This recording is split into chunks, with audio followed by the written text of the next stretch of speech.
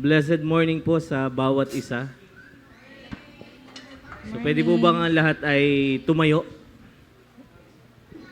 So ngayon po tayo ay darako sa ating pag-aawitan.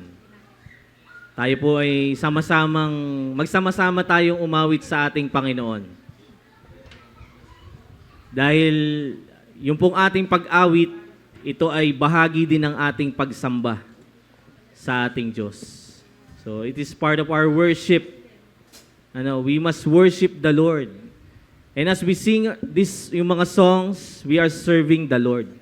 Kasi we are ministering to one another, encouraging one another sa pamamagitan ng mga awit na may nakapaloob na salita ng Diyos. So yung mga awit po natin, makikita nyo naman, maririnig natin, may laman ito na salita ng Diyos. Hindi basta kung anong lyrics lamang. So tulad po nitong unang song, sabi nga dito, "As for me and my house, we will serve the Lord." So last week po, same yung title. At makikita po natin yan sa aklat ng Joshua, chapter 24, verses 14 hanggang 18, babasahin ko po. Sabi po dito, "Now therefore fear the Lord and serve Him in sincerity and in faithfulness. Put away the gods that your fathers served beyond the river and in Egypt, and serve the Lord. And if it is evil in your eyes to serve the Lord, choose this day whom you will serve, whether the gods your father served in the region beyond the river, or the gods of the Amorites in whose land you dwell.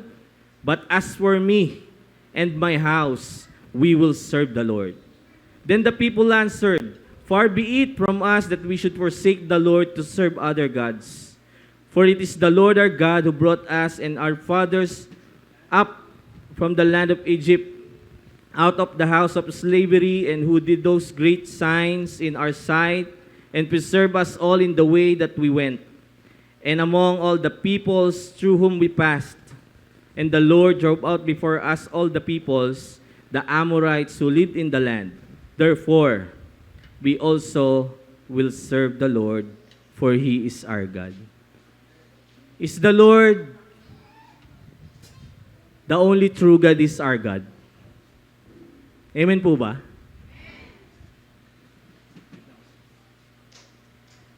So makikita po natin doon sa yung commitment ni Joshua. Si Joshua po, siya ay pinuno, ginamit ng Lord na manguna sa bayan ng Israel. Pero hindi lang yung bayan ng Israel, yung priority niya, yung kanyang pamilya. "As for me and my house, we will serve the Lord." Kinukumit niya. So tayo po, bilang bahagi ng pamilya ng Diyos, and we are belong to the family na meron tayo ngayon, maging tulad po tayo nawa ni Joshua, that we will commit our families, ourselves first, and then our families to serve the Lord. Knowing that we are saved through Christ. Amen po ba? Ang ating Panginoong Hesus, namatay siya at inialay niya yung kanyang buhay upang tayo na makasalanan, dating nasa kadiliman, maalis doon at magkaroon ng maayos at mas magandang kalagayan. Hindi po yung mayaman, hindi yung maraming possession, hindi yung sikat, yung maganda ang posisyon. Tayo po na iniligtas ng ating Panginoon. Kaya let us commit ourselves. Lord, me and my house, my family, we will serve the Lord. Amen po ba? Can we just, palakpakan natin ang Panginoon? Sige, awitin natin ito with gladness. Awitin natin ito na tinataas natin ang pangalan ng Diyos because we know, we believe, we receive yung salvation na hindi naman tayo karapat-dapat. Sige po, let's sing this song.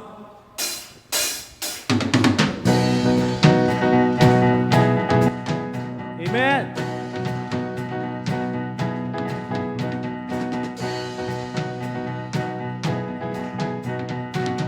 Let's sing, oh, choose you this day.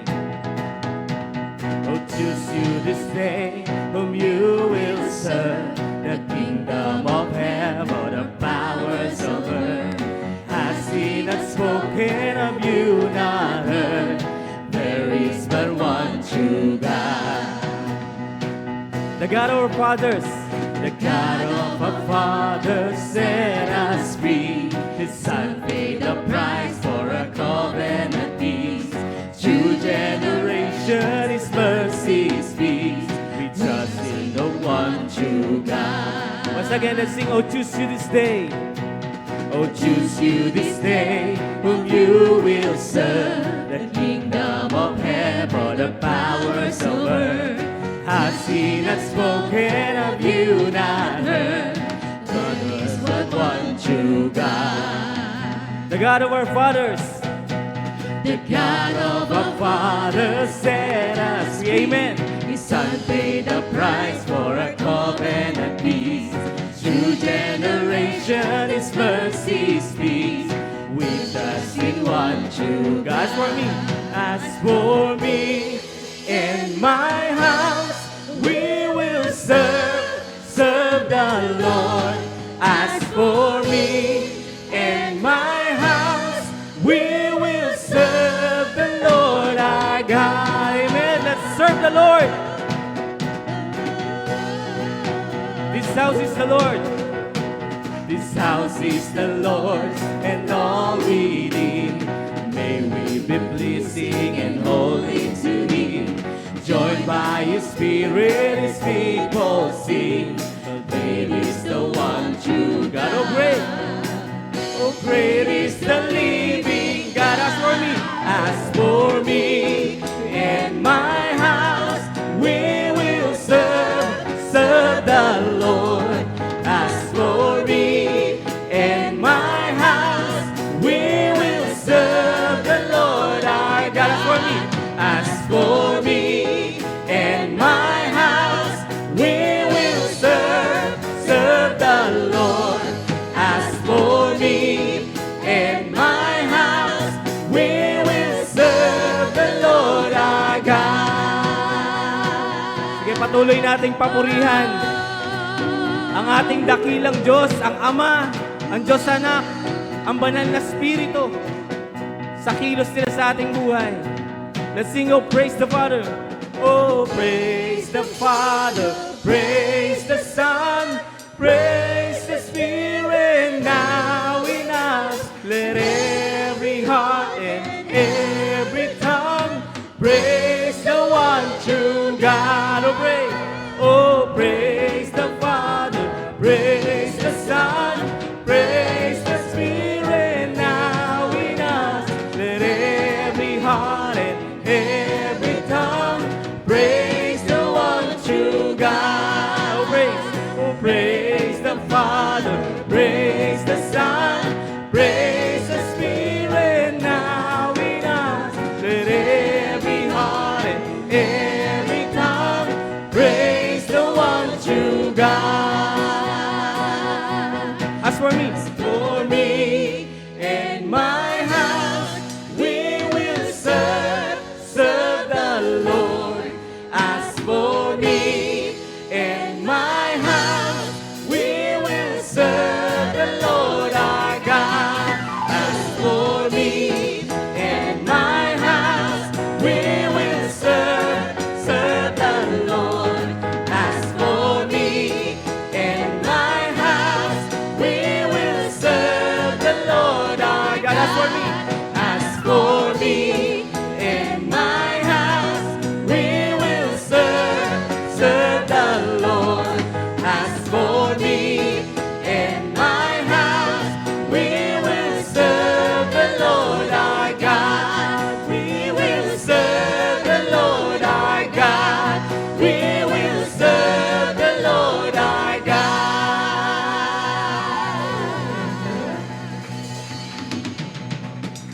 Amen. Hallelujah. Nawa po maging totoo yung ating commitment na yon, that we will serve the Lord. Na yung ating family, aakayin natin sila para paglingkuran ng Diyos, para lumapit sa Diyos, kumilala sa Kanya. Alam niyo po, napakasarap makita yung mga mahal natin sa buhay kumikilala din sa Panginoon. Alam mo yung maiisip mo na pag makikita-kita tayo sa langit, makikita mo yung anak mo, makikita mo yung asawa mo, yung mga mahal mo sa buhay. Kasi hindi ka tumahimik, hindi ka huminto para ipaalam yung salita ng Diyos. Kahit na pinipersecute ka, inuusig ka, kahit inaaway ka nila at dumarating sa point, gusto ka nang palayasin sa bahay nyo. Diba nangyayari po yun? Pero alam nyo, kung nagpapatuloy tayo na talagang ibahagi yung salita ng Diyos, alam natin hindi tayo pababayaan ni Lord. Sasamahan niya tayo. At yung salita na ibinabahagi natin, sabi nga ito yung ancient words. Ano ibig sabihin ng ancient? Hindi lang po matanda, hindi lang po matagal na, kundi this means yung word ng Lord, ito ay nananatili sa walang hanggan. Yung salita mo, salita ko, pag sinabi mo na, time will come, mawawala na. Pero yung salita ng Diyos, sabi nga ng Bible, di ba? Mawala man ang lahat, pati ang mundong ito maglaho. Pero yung kahit maliit na bahagi ng salita ng Diyos, mananatili sa walang hanggan. Kaya nga, let us impart this word. Let us share this word with boldness and gladness upang marami pa ang lumapit sa Diyos kasama ang ating pamilya. Shall we sing this song?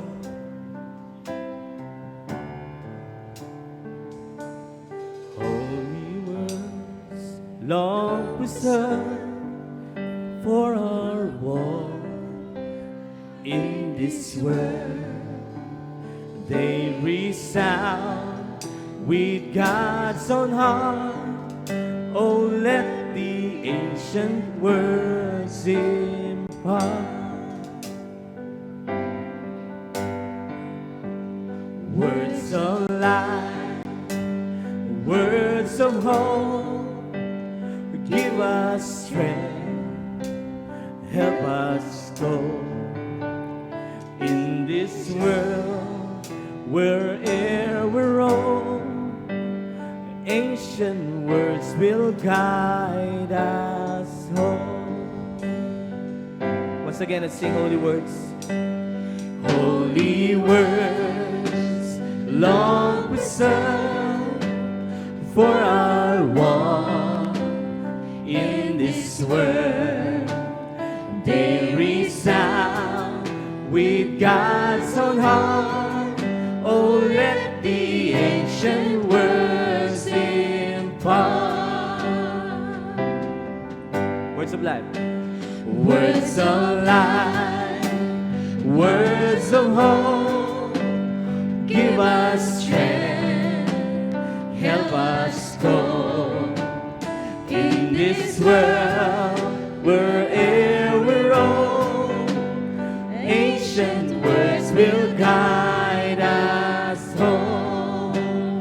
Ancient words ever true, changing me and changing you.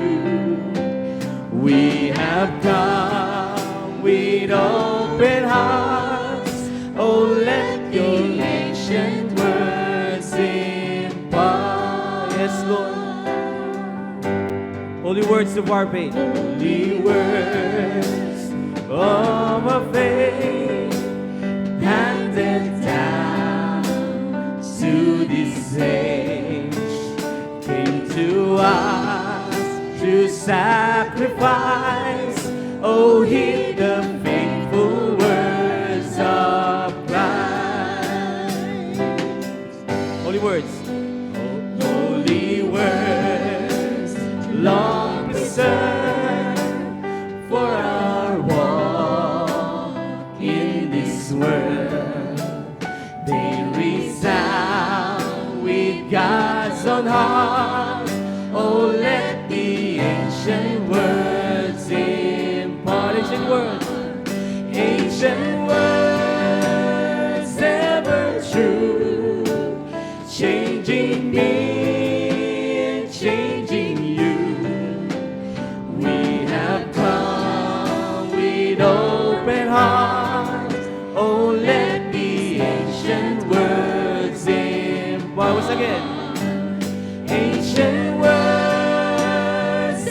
ever true, changing me and changing you.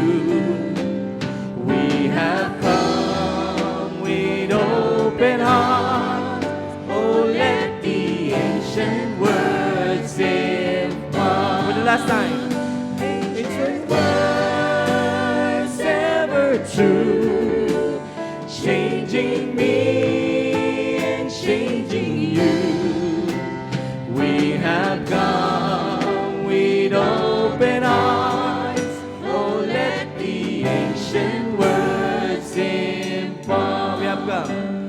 We have come with open hearts. Oh, let the ancient words impart. We have come.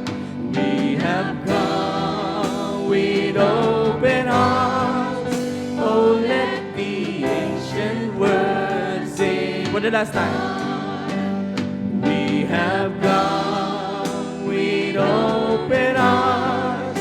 Oh, let the ancient words impart. Yes, Lord. Come on. Sige po. Lumapit tayo sa Lord. Idalangin natin na tayo bilang mga niligtas, bilang nakalasap ng masaganang biyaya ni Lord, talagang magkaroon ng totoong commitment to impart yung kanyang salita, to share His word. Come on. Sige po, itaas natin ang tinig natin sa Kanya. Personally, you can pray to God na tulungan Kanya na totoong mag-commit. Kasi po, ngayong ikapitong taon ng anibersaryo natin, dinadala natin yung temang Discipling the Coming Generations. At hindi lang natin ito para i-celebrate, but also for us to be part and for us para talagang kumilos na. Huwag na tayong maghintay pa ng kung ano-ano mga bagay. Yes. Oh Heavenly Father, salamat po for reminding us kung gaano kahalaga na kami, ang aming pamilya, ang mga mahal namin sa buhay ay naglilingkod sa inyo, kumikilala sa inyo, totoong sumasampalataya sa inyo. At bilang bahagi po ng aming pagsamba at paglilingkod, kasama dito ang aming pagbabahagi ng iyong salita.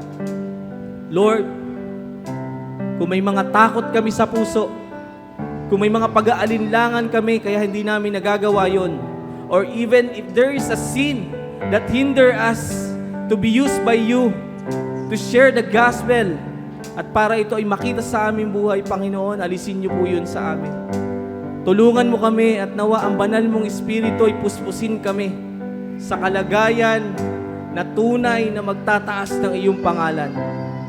Help us, O God, that we may disciple our children, that we may disciple yung aming mga nakakasalamuha, anumang edad ito, Panginoon.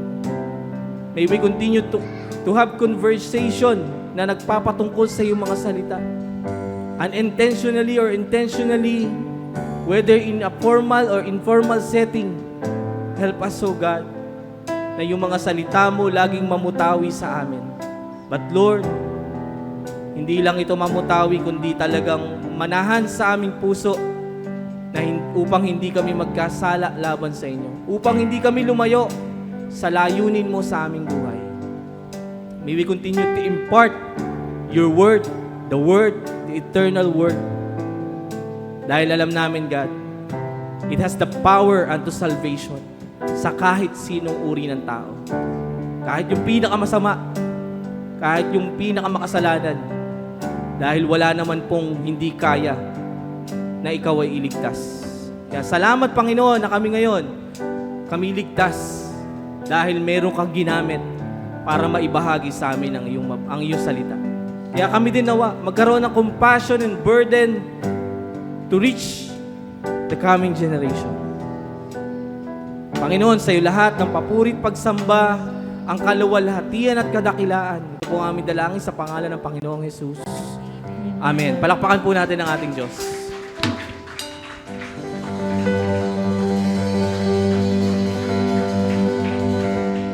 Yan, manatili po tayo sa pagkakatayo. At tayo po ay magbabasa ng salita ng Diyos na siyang maririnig natin na ipapahayag ngayong umaga. Ano po? At nawa po, nakaready inyong mga Bible, yan man ay Bible app or yung ating hard copy na Bible. So buksan po natin yung mga Bible natin sa aklat ng Titus, kabanatang 2, 1 hanggang 10. Titus 2, verses 1 to 10. At napakabuti po ng Diyos in relation to our anniversary, yung tema ng anniversary, nagpapatuloy po yung kapahayagan niya, yung connection nito sa gagawin nating pagdidisipulo. At sana kahit hindi pa dumadating yung anniversary natin, nagpapasimula na tayo to disciple the coming generations. Ano po? Sige po, let's open our Bible to Titus 2, 1 to 10. Basahin po natin ang tig-2. Una po ako sa first 2 verses.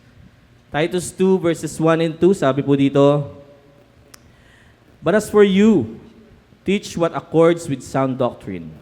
Older men are to be sober-minded, dignified, self-controlled, sound in faith, in love, and in steadfastness." Kayo niyo po, sa inyo po. Older women likewise are to be reverent in behavior, not slanderers or slaves to much wine. They are to teach what is good, and so train the young women to love their husbands and children. Verse 5 and 6, "To be self-controlled, pure, working at home, kind and submissive to their own husbands, that the word of God may not be reviled. Likewise, urge the younger men to be self-controlled, Show yourself in all respects to be a model of good works, and in your teaching show integrity, dignity, and sound speech that cannot be condemned, so that an opponent may be put to shame, having nothing evil to say about us." Sa verses 9 and 10, sabay-sabay po tayo. "Slaves are to be submissive to their own masters in everything. They are to be well-pleasing, not argumentative, not pilfering, but showing all good faith, so that in everything they may adorn the doctrine of God our Savior." Blessed be the reading of God's Word. Maaari na po tayong maupo at ihanda ang ating sarili sa pakikinig ng kapahayagan ng kanyang salita. Morning po. Magandang umaga po sa bawat isa. Morning po. Pakibati po ulit yung inyong mga katabi ng magandang umaga. At isa pa, happy anniversary, GC. So ating church ay nagse-celebrate ng 7th year anniversary. So palakpakan nga po natin ng Lord. Yan, for the 7 faithful years na sinamahan niya po tayo. So tayo po ay nagpapatuloy sa tema na ating dinadala as we enter yung ika-8th year natin. So ano nga po yung ating team? Sa ulo nyo na ba? Discipling the coming generation. So ilang linggo na po tayong nag-aaral ng mga katotohanan na may kinalaman sa ating tema na dinadala. So discipling the coming generation. So paano nga ba tayo magdi-disciple ng coming generation? So kung titingnan natin, ma-observe natin, so maraming mga kaganapan sa ating paligid. Hindi lamang sa mga kabataan, hindi lang sa mga younger generations, no? Yung problema sa ating lipunan, kung ating i-observe, so marami na even before na nangyayari. Hindi lamang yung mga kasamaan, no? Yung mga pagpatay, hindi lang yun. Marami ng mga maliliit na issue na minsan hindi natin napapansin, no? Katulad ng laganap na pangloloko, kasinungalingan, di ba? So maraming tao na parang madali na sa kanila ang mangloko ng kapwa, magsinungaling, gumawa ng mga fake stories, fake news, no? Magpalaganap ng mga hindi tama na mga istorya na ginagawa nilang katotohanan. So marami tayong mga na-encounter. Hindi lang yun. Naganap din sa lipunan natin yung mga tao na umaasa na lang, no? Sa common word natin, tamad, no? So marami sa lipunan natin na para bang wala na silang purpose na parang ayaw nilang kumilos, gusto na lang nila yung lahat ng mga bagay makukuha nila ng madaling paraan. So, at hindi lang yan, marami pang problema sa lipunan na nai-experience natin. At yung mga problema na yun, hindi lang tayo yun.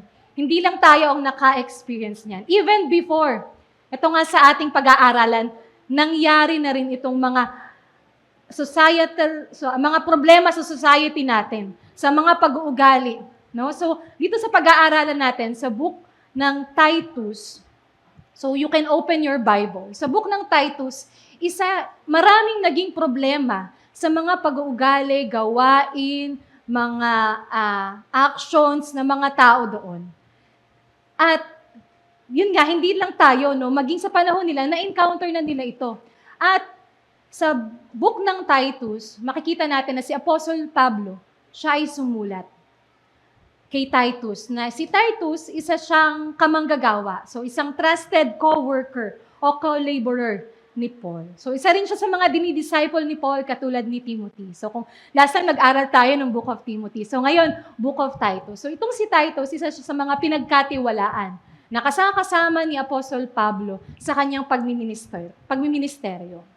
So, itong si Paul, nagpunta siya sa isang island doon sa Greece. So, tinatawag nilang Crete o sa Crete.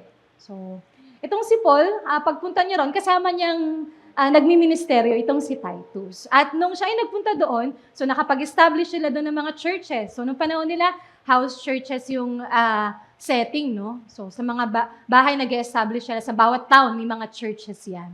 So, itong si Titus, iniwan ni Apostle Pablo doon sa lugar na yun. So, bakit siya iniwan ni Apostle Pablo doon sa lugar na yun? So, island na yun ng Crete.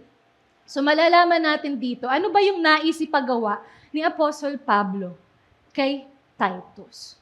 So, makikita natin na dun sa lugar nila laganap yung mga ungodliness when it comes to behavior, sa mga pag-uugali nila, sa mga ginagawa nila.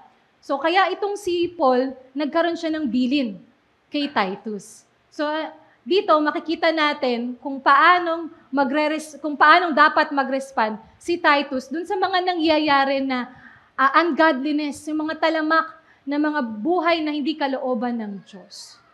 At dito po makikita natin kung paanong yung truth, how can the truth na ipapangaral, na sinabi ni Paul kay Titus na ipangaral, can transform yung lives ng mga nakikinig o matututo dun sa salita na kanyang ituturo. So, discipling the coming generations, truth that transforms lives. So, let us begin our study sa book po ng Titus chapter 2 verses 1 to 10. So, handa na po ba kayo? So, I hope handa na po ang bawat isa sa ating pakikinig kung paanong sa panahon natin nangyayari nito mga bagay na ito. And paano tayo matututo dun sa nangyari sa kanila at paano natin to may apply sa panahon natin ngayon. So, as an overview, meron pong dalawang bagay. So, makikita po natin dito, una, yung instruction. Sa verse 1 and then verses 7 to 8. So, ano yung instruction at kanino binigay yung instruction? So, dito, yung instruction, malinaw na ibinigay kay Titus. Bilang siya yung iniwan at pinagkatiwalaan na mag-oversee, isaayos yung church doon sa Crete. Kasi nga, may maraming problema na nakita si Apostle Pablo. Kaya siya sumulat kay Titus at ibinibili niya itong mga bagay na ito. So, yung instruction kay Titus is to teach and to live sound doctrine. So, una niyang gagawin, he is to teach and he is to live yung sound doctrine na kanyang itinuturo. At pangalawang bagay na makikita po natin dito, so kung may nagtuturo, si Titus yung inatasan na magturo, no? Meron siya, syempre, yung mga nakikinig sa kanya na kanyang tinuturuan. So, ano naman yung implication? Makikita natin dito na yung mga nakikinig, mga matututo mula sa ituturo ni Titus, yung mga mananampalataya doon, they are to learn from the truth, from the sound doctrine na ituturo sa kanila. At hindi lang nila dapat matutunan yon. Yung natutunan nila, they are to live itong sound doctrine na ito. Kailangan nilang ipamuhay yung salita ng Diyos na ipinangaral sa kanila. Yung tamang katuruan. So simulan po natin ang ating pag-aaral sa instruction, verses 1 and then 7 to 8. Teaching and living the sound doctrine. So sa unang bahagi po, makikita natin, yun yung instruction kay Titus. Ano ang sinabi sa kanya? Sabi sa verse 1, sa unang bahagi, but as for you. So bakit sinabi ni Paul yung salitang but as for you? So ikaw Titus, ganun, parang ganun sinasabi niyo. So ikaw Titus. Kasi nga, kung titingnan natin yung buhay ng mga Cretans, yung mga tao doon sa island o sa isla ng Crete, ito yung kanilang buhay. Sabi sa chapter 1, itong book na ito, verse 10, for there are many who are. So ito yung mga na-observe nila, nakita nilang mga ugali o ginagawa ng mga tao. Una, insubordinate. So matitigas ang ulo, ayaw sumunod. Sino dito ang matigas ang ulo? Ayaw umamin. Literal na matigas ang ulo. Parang ang hirap sumunod, insubordinate, no? Kasi nung time ni Titus, so inilagay siya doon, meron kasing inutos sa kanya na mag-appoint siya ng mga elders, no, sa bawat town. So hindi lang ito yung instruction kay Titus, kundi may una pang inutos sa kanya na mag-appoint ng mga elders kada town. At sinabi rin sa kanya na siya dapat ay i-confront niya yung mga false teachers na naghanap doon. At isa pa nga na inutos sa kanya, itong pangatlong bagay na inutos sa kanya, ito yung dapat niyang gawin sa mga iglesia doon. Kasi nga, ito yung problema. May insubordinate, may empty talkers, kumbaga kung ano-ano lang pinag-uusapan na walang kabuluhan, no? Laganap sa kanila yung chismisan, mga pinag-uusapan na hindi naman makakatulong sa ikaunlad, ikaayos ng kanilang pamumuhay. Hindi lang yun, meron din mga deceivers, so mga manloloko, and especially daw yung circumcision party. So ito yung mga nagpapalaganap ng maling katuruan. So nagpapalaganap sila ng mga katuruan na taliwas dun sa tama na sinasabi sa salita ng Diyos. So nagagawa nilang manloko for personal gain, no? And isa pa, sa verse 16, makikita po din natin dito, sabi doon, they profess to know God. So sinasabi nila, kilala namin ang Diyos ito. Kilala namin ang Diyos ito, yung pinapangaral namin. Pero yung sinasabi nila na sila, may relationship sila sa Lord, sila kilala nila ang Diyos, hindi tumutugma doon sa pamumuhay nila, doon sa mga ginagawa nila. Kaya sabi niya, but they deny Him by their works. So they said they know God, but they are, sabi dito, detestable, disobedient, unfit for any good work. So sinasabi nilang kilala nila ang Diyos, pero ito yung nakikita sa kanilang mga ginagawa at kanilang pag-uugali. So ito yung kailangan ni-address ni Titus doon sa lugar na iyon. At hindi lang yun. Ito pa yung mga culture, no, ng mga tao doon sa Crete o yung tinatawag na Cretans. At dito, mismong yung prophet nila, kababayan nila, ang nagsabi nito tungkol sa kanila. Diba? One of the Cretans, a prophet of their own, diba, said, Cretans are always, ano daw sila? Liars. Sinungaling. So sa panahon natin, marami din ganun, ano? Nagsasabi ng mga hindi totoo, nag-iimbento ng mga kung ano-anong bagay na hindi naman totoo. At sinasabi nila ito na as if ito na yung totoo at sinasabi rin nila sa iba. Ngayon ano pa? Hindi lang sila liars. Sabi, evil beast. Puro kasamaan ang nasa isip nila at yun ang ginagawa nila. Yun yung nagdadrive sa kanila. Yun yung nagiging buhay nila. At ano pa? Ito, lazy gluttons. So, matatakaw daw. Ako, pinaparinggan po yata ako. No? Nabiro lang. So, yung gluttons kasi, ito yung tipo ng tao na sobra-sobra, no? Labis-labis, na hindi naman na kailangan. Pero parang yun na lang yun ang ginagawa niya. Wala na siyang alam sa buhay kundi ayon.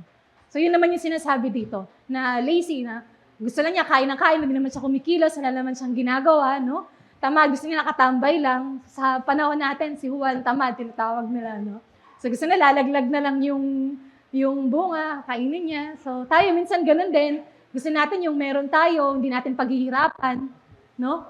'Di ba? So ganito yung mga ugali ng mga tao doon. And sa panahon natin, ma-observe din natin na may mga ganito ding uri ng tao. 'Di ba? At hindi lang 'yon, nasa general nakita rin niya ito na itong kalagayan na ito, hindi lang sa kanila, it applies dun sa lahat ng mga tao na makasalanan. Ano yung buhay ng mga taong makasalanan? For we ourselves were one. So dati ito yung kanilang buhay. Foolish, nung hindi pa nila nakikilala ang Diyos. Disobedient, led astray, slaves to various passions and pleasures. passing our days in malice and envy, hated by others, hating one another. Ito yung naging culture nila, na sa kanila, dahil culture nila, parang hindi na nila napapansin na mali. Kasi nga, lagi na nilang ginagawa, nakasanayan na nilang gawin. Diba? Naging part na ng kanilang lifestyle, naging part na ng kanilang buhay, na kung kahit saan ka tumingin, ito yung nakikita mo at baliwala na lang sa kanila. So, ganito yung buhay nila. Kaya naman, ito yung sinabi kay Titus. But as for you, anong gagawin ni Titus? Ito yung reality ng mga nangyayari doon. Ito yung ugali nila. Pero anong gagawin ni Titus? Ito po, tingnan natin. Teach. So, anong sinabi ni Paul kay Titus?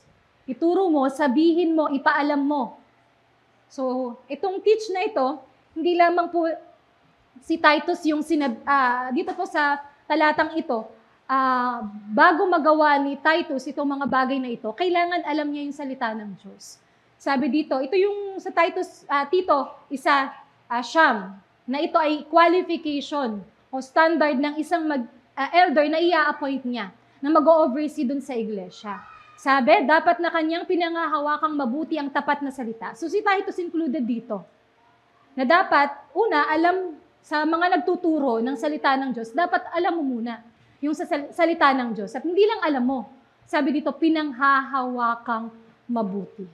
No, yung salita ng Diyos. At hindi lang salita, no, tapat na salita ng Diyos na ayon sa turo. At ano yung, bakit kailangan panghawakan mo mabuti yung salita ng Diyos? Upang makapangaral siya ng wastong aral. So lahat ng mga binibigyan ng ministry na magturo, mangaral, di ba? Si Titus kasama dyan yung mga elders na na-appoint dun sa bawat churches, sa bawat town. Ito yung dapat na taglay nila upang makapangaral sila ng wastong aral at pabulaanan ng sumasalungat dito. So hindi lamang makapangaral, kundi kapag merong sumasalungat dun sa tamang katuruan, dapat handa ka na pabulaanan mo. So kaya nga mahalaga na alam mo yung tunay at totoong salita ng Diyos. Kasi kung mali yung alam mo, definitely mali din yung ipapangaral mo. Kasi mali yung alam mo eh. Pero kung tama yung alam mo, tama din yung maituturo mo sa ibang mga tao. So kaya ganito na lamang yung bilin kay Titus, na dapat maging standard ng mga mangangaral, mangangalaga ng isang iglesia. At hindi lang nga kay Titus ito sinabi, no? Sa isang dinidisciple din niya kay Timothy, binanggit din niya ito. Sabi niya kay Timothy, maging handa ka sa pangangaral ng salita ng Diyos. So yung papangaral niya definitely salita ng Diyos. At kailan daw? Sa anumang panahon, no? Dapat hindi tayo nag-iintay na bukas na lang, no? Dapat ready tayo na every opportunity na meron tayo na mangaral ng salita ng Diyos, ginagawa po natin. At sa pangangaral ng salita ng Diyos, anong gagawin mo? Ilantad mo ang mga maling aral, pagsabihan ng mga tao sa mga mali nilang gawain, at patatagin ang pananampalataya nila sa pamamagitan ng matiyagang pagtuturo. So talagang kailangan matiyaga ka sa pagtuturo mo, hindi yung napansin mo lang nagturo ka tapos antitigas pa rin ang ulo, hindi pa rin nakikinig, or minsan nire-reject ka, ayaw mo makinig. So kailangan talaga may katiyagaan sa pagtuturo. No? So ito yung sinasabi kay Titus, but as for you, teach. At anong ituturo ni Titus? Sabi dito, what accords with sound doctrine. So hindi sinabi kay Titus na ituro mo yung kung ano yung tingin mo ay tama. Ituro mo kung yung opinion mo, ituro mo yung personal experience mo. Hindi po ganon. No, ang sinasabi dito na ituro mo sound doctrine, tamang katuruan, no? So malinaw po kung ano yung dapat ituro. At itong sound doctrine na ito, ano ba ito? Saan ba nagmula yung ituturo ni Titus? So sabi po sa 2 Timoteo 3:16 hanggang 17. Sabi dito, ang lahat ng mga kasulatan, so ito yung biblical truth, yung sound doctrine, ay ihiningan ng Diyos. So yung ituturo ni Titus sa loob ng iglesia, dun sa mga tao na mamaya, mapapakinggan po natin yung iba't ibang uri ng tao na kanyang tuturuan. No? Ito ay galing sa Diyos, hindi galing sa kung sino. No? Ito ay galing sa Diyos, salita ng Diyos. At sabi, ano daw yung salita ng Diyos? Mapapakinabangan saan daw po? Pagtuturo. Saan pa? Sa pagsaway. And then, pagtutuwid. Ano pa? Pagsasanay sa katuwiran. At ano daw ang kadahilanan? Upang ang lingkod ng Diyos ay, ano daw, maging karapat-dapat at lubusang maihanda sa lahat ng mabubuting gawa. So ito yung nais sa atin, sa lahat ng nakakapakinig, natututo, tinuturuan mula sa salita ng Diyos, maging handa tayo, maging karapat-dapat at lubos na maihanda sa mabubuting gawa. So ito yung nais ng Diyos na makita sa buhay natin, na nakakapakinig ng salita ng Diyos. At si Titus, di ba? Ito yung sinasabi na kailangan niyang ituro kasi ito yung maidudulot ng salita ng Diyos sa buhay ng bawat nakakapakinig at matututo. At bakit kailangan ituro ni Titus itong sound doctrine, itong kasulatan? Kasi sa sumunod na talata, nito pong ikalawang Timoteo, makikita natin sa chapter 4, no, verse 3, darating po kasi yung panahon. Anong mangyayari? Hindi makikinig ang mga tao sa wastong aral. Ito po yung realidad, na darating yung panahon na yung mga tao, tataliwas na sila dun sa wastong aral. Kaya nga napakahalaga na ituro natin yung tamang katuruan, yung wastong aral na mula sa salita ng Diyos. Bakit hindi sila nakikinig? Anong nais nila? Nais nila na masunod ang kanilang kagustuhan. Yung gusto lang nilang marinig. Yung gusto lang nilang i-apply sa buhay nila. Yung, uy, ang ganda nito, na-inspire ako dito. Ito yung gusto kong matutunan, gusto kong i-apply sa aking buhay. Pinipili lang nila yung gusto nilang matutunan at malaman sa salita ng Diyos ayon sa kanilang kagustuhan. Kaya pag tinuturo sa kanila yung tama, ayaw nilang marinig. At anong mangyayari? Naghahanap sila ng mga guro na magtuturo sa kanila nung gusto nilang marinig. Sa panahon natin, nangyayari po yan, no? Naghahanap ka ng mga magtuturo, teachers na mapapacify yung kalooban mo. Di ba? Na mako-convince ka, puro magagandang bagay lang. O minsan nga, tama naman yung salita ng Diyos, pero yung kung paano natin itinuturo, mali na. Hindi na tama dun sa tunay na kahulugan ng talata. Kasi nga, ang gusto natin i-please yung mga tao. Kaya gusto natin yun ang marinig kasi gusto natin ma-please tayo. Pero hindi po yun ang gusto ng Lord. Diba?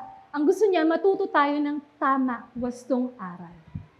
Diba? So, tingnan po natin. So, si Titus, sinabihan siya, binigyan siya ng instruction to teach. At sa kanyang pagtuturo, hindi lamang teaching by word. Diba? Teaching sound doctrine, so salita ng Diyos yung tuturo niya. Pero sa kanyang pagtuturo, he is to teach by example. So sabi po, sa verse 7, show yourself in all respects to be a model of good works. So si Titus, sinabihan siya, ituro mo ang salita. He is to teach the word. But at the same time, he is to set an example na yung salita na itinuturo niya, ituturo niya dun sa mga tao na mababanggit po dun sa talata by his life. Nakikita sa buhay niya na yung tinuturo niya ay totoo mismo sa kanyang sarili. Diba? Na yung, kung sinasabi niya na at dapat tayong mamuhay ng may kabanalan, dapat sa buhay niya, nakikita din ito. So hindi lang teaching na nag-i-inform kasi sinasabi mo sa kanila na ito yung tama, ito yung dapat niyong gawin, kundi sa buhay mo, ipinapakita mo na ito yung tama. Ito yung ayon sa kalooban ng Diyos. So, show yourself in all respects, sabi, to be a model of good works. So, makikita natin ano yung all respects na yun. So, dito po, hindi lang si Titus. So, napakalaga nitong sinasabi na ito to set an example dahil hindi lang po kay Titus sinabi ito ni Apostle Pablo. So, again, sa isa niyang dinidisciple kay Timothy, ibinilin din niya, kundi ikaw ay maging halimbawa ng mga mananampalataya. So sa chapter 4, binanggit po yan sa anong area ng life nila, ng life ni Timothy. Pananalita, pag-uugali, pag-ibig, pananampalataya, at kalinisan. So dapat sa mga aspeto na ito ng buhay ni Timothy, nagiging halimbawa siya. At hindi lang kay Timothy, hindi lang si Apostle Pablo ang nakakita na mahalaga ito. Pati si Apostle Peter, sabi niya sa unang Pedro 5:3, huwag kayong maghari-harian sa mga mananampalatayang ipinagkatiwala sa inyo. So si Apostle Peter, pinagkatiwalaan siya. Diba? Ng mga mananampalataya na dapat niyang alagaan. At nakita niya na yung dapat mga mag-aalaga, magtuturo, kabilang siya doon. Kaya sabi niya, kundi ipagkatiwala sa inyo upang alagaan, kundi maging halimbawa kayo sa kanila. So nakita niya na napakahalaga talaga na maging example yung buhay ng mga nagtuturo ng salita ng Diyos sa buhay ng mga tinuturuan nila, mga mananampalataya. At si Santiago, si James, nakita rin po niya ito, na kung gaano kabigat yung responsibilidad ng mga tao na binigyan ng kakayanan o binigyan ng ministeryo na magturo. Sabi po sa James o sa Santiago 3:1, mga kapatid, huwag basta-bastang maghangad na maging tagapagturo. So meron kasi iba, gusto na agad nila magturo ng salita ng Diyos. No? Dahil alam nyong mas mabigat ang paghatol sa aming mga nagtuturo. So nakita rin niya, including himself. So hindi na-exempt ni James, ni Santiago yung kanyang sarili, na kailangan siya, maging maingat din siya sa kanyang pamumuhay bilang pinagkatiwalaan siya na magturo ng salita ng Diyos. So hindi siya perfect. Yung mga ginagamit ng Lord, hindi naman perfect. Pero nakikita nila na kailangan nga mag-effort sila na maging maingat sa itinuturo nila at sa buhay nila na makita yung kanilang itinuturo na totoo din. So dahil yung mga nagtuturo ng salita ng Diyos, they are judged with greater strictness. Talagang mabigat. At yung mga tao, no, kung kayo, nagtuturo kayo ng salita ng Diyos, tayo nagtuturo ng salita ng Diyos, may pananagutan tayo sa Lord. Diba? Sa ating tinuturo at sa ating pamumuhay, meron tayong pananagutan sa Diyos. Kaya nga, kailangan tayong maging maingat. So, si Titus, he is to set an example. He is to show, diba, yung sa kanyang buhay, to be a model of good works. At hindi lang yon yung inaasahan sa kanya. Sabi nga, in all respects, sa ang mga bagay, in your teaching. So, dapat sa kanyang pagtuturo, diba, anumang way ng pagtuturo na ginagawa niya, whether yun nga, formal na during church gathering nila, sa pakikipag-usap niya sa mga mananampalataya, pagdi-disciple, pagpapayo. So in his teaching, he is to show integrity. So ano yung integrity? So dito, yung integrity, it is between Titus and God. No? Na si Titus, nagiging tapat ba siya dun sa kanyang itinuturo? Na yung tinuturo niya, consistent sa kanyang buhay. So integrity before the Lord. Diba? Dapat meron siya nun. Meron si Titus na integrity before the Lord. And also, dignity. Diba? So dapat makita rin pala sa mga nagtuturo ng salita ng Diyos, yung dignity. It is between yung nagtuturo at yung mga tao na tinuturuan, yung mga tao na nasa paligid nila. Diba? Na maayos yung kanilang pamumuhay. Pag sinabing dignity, diba? Yung talagang kagalang-galang, nire-respeto, worthy of respect. Diba? So dapat in our teaching, yung mga nagtuturo ng salita ng Diyos, maipakita natin yung integrity and dignity as we teach. At hindi lang yun. And sound speech that cannot be condemned. So yung mga sinasabi ni Titus, again, pinapaalala sa kanya na kailangan wasto, tama, sound, doctrine, sound speech, yung mga bagay na sinasabi niya, lumalabas sa kanyang bibig, ay dapat totoo. Hindi dapat ito magkaroon ng pagkakataon na i-criticize o i-condemn o may masabing masama dun sa mga, or i-question yung kanyang mga sinasabi. Dahil ito ay dapat mula sa salita ng Diyos. So dito, makikita rin natin sa ikalawang Timoteo kung paanong dapat talagang pahalagan yung being a model, setting an example. So sabi dito kay Timothy, binilinan din si Timothy. Sabi, pagsikapan. So talagang kailangan ng effort. No? Kapag ikaw ay nag-aaral, nangangaral ng salita ng Diyos, kailangan may effort ka talaga na aralin yung salita ng Diyos na ipangangaral mo. Pagsikapan mong maging karapat-dapat kanino? Sa Diyos. Bilang isang manggagawa na walang dapat ikahiya. So yung salita ng Diyos, alam natin, pure yan, di ba? May authority. Ito'y galing sa Diyos. Kaya hindi dapat natin ikinakahiya yung pangangaral ng salita ng Diyos, yung pagsasabi ng katotohanan mula sa salita ng Diyos. At, isa pa dito, tapat na nagtuturo ng katotohanan. So dapat, tapat tayo kapag tayo ay nagtuturo ng salita ng Diyos. At hindi lang sa pagtuturo, no? Again, may pagtuturo, dapat maayos, and then yung buhay mo din dapat maayos. Sabi sa unang Timoteo 3:7, bukod dito ay dapat din namang siya'y magkaroon ng dapat meron ng isang tagapagturo, tagapangalaga ng mga mananampalataya, mabuting patotoo. Good, maayos na testimony mula sa mga nasa labas. Bakit? Ano yung maaring mangyari? Warning, baka siya mahulog sa kahihiyan at bitag ng dyablo. Kaya nga dapat talagang maayos din yung ating pamumuhay sa harap ng mga tao. Sikapin natin, talagang kailangan natin yung biyaya ng Diyos upang maging maayos yung ating buhay. No? Hindi naman siya yung instant, no?